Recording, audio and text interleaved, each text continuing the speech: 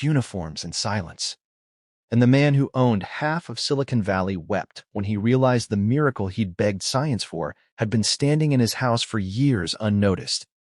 Marcus funded a private research foundation in Ethan's name, centered on overlooked therapies and human-centered care, making Elena its first paid consultant. But the final twist came a year later when Ethan, now 13 and alive against every forecast, asked his father to listen to something and with halting speech. He told Marcus that the night he was supposed to die, he had already let go, until Elena spoke to him, until someone treated him like he was still needed, still loved, not as a symbol or heir, but as a boy. And Marcus understood then that the doctors hadn't been wrong about the body.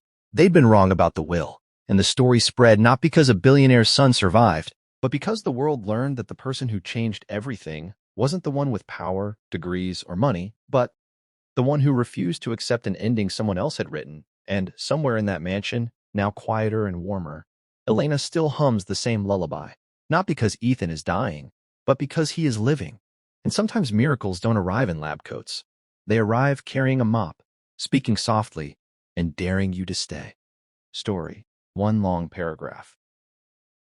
Before this story begins, hit subscribe, because what you're about to hear is one of those rare, jaw-dropping stories that makes you question fate, power, and how the quietest person in the room can change everything. And if you've ever believed miracles only happen to the rich or the lucky, stay with me, because this one happened behind closed doors in a mansion where money could buy anything except hope. Doctors had already given the verdict. 4 days, maybe less. That's all 12-year-old. Ethan Blackwood had left, the only son of American tech billionaire Marcus Blackwood, a man whose name moved markets and bought islands, yet who now stood frozen in a sterile hospital hallway staring at a chart that reduced his entire world to a countdown. Ethan had been born with a rare neuromuscular disorder that slowly locked his body from the inside out, leaving his mind sharp while his muscles betrayed him year by year. And despite experimental treatments flown in from Switzerland, Japan, and Germany, despite private ICUs built inside their glass and steel mansion in California, the disease had finally reached his lungs, and the lead neurologist, hands trembling despite decades of experience, had said the words, "No parent ever survives," unchanged. There's nothing more we can do. And Marcus, who had once crushed competitors without blinking, collapsed into a chair like a man suddenly made small, because all his billions couldn't buy his son another sunrise. The mansion fell into a strange, suspended silence, staff moving softly as if sound itself might break the boy.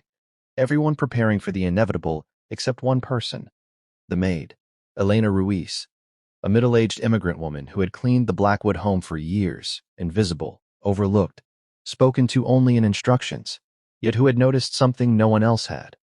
That Ethan wasn't just fading physically, he was giving up, his eyes no longer following the light outside his window, his breath shallow not just from an illness, but from surrender.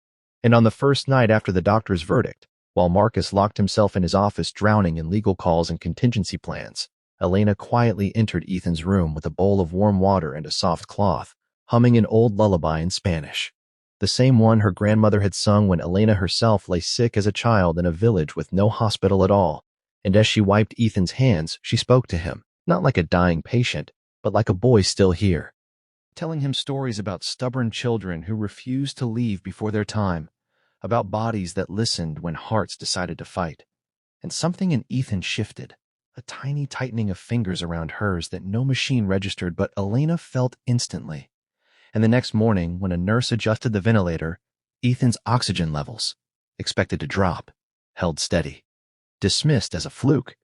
But Elena didn't believe in flukes. Over the next 2 days, she kept returning, against protocol, against orders, talking to Ethan about his favorite constellations, about the tree outside his window, about the unfinished Lego city in his room, urging him gently, stubbornly, to stay. And when Marcus finally noticed the maid sitting by his son's bed, anger flared through his grief, until Elena looked him in the eye and said softly, "Your son is still listening." Something no doctor had said in weeks, and Marcus, exhausted beyond pride, allowed her to stay. On the third night, as Ethan's breathing worsened and alarms began to chirp, Elena did something that would later shock everyone. She removed his headphones, leaned close, and told him the truth, that his father was lost without him, that money had never taught Marcus how to live, and that Ethan was the only one who ever had. And as the machine screamed and doctors rushed in, Ethan suddenly inhaled deeply on his own, a raw, painful breath, but real, buying him hours that turned into a night, then a morning, then a fourth day. He was never meant to see.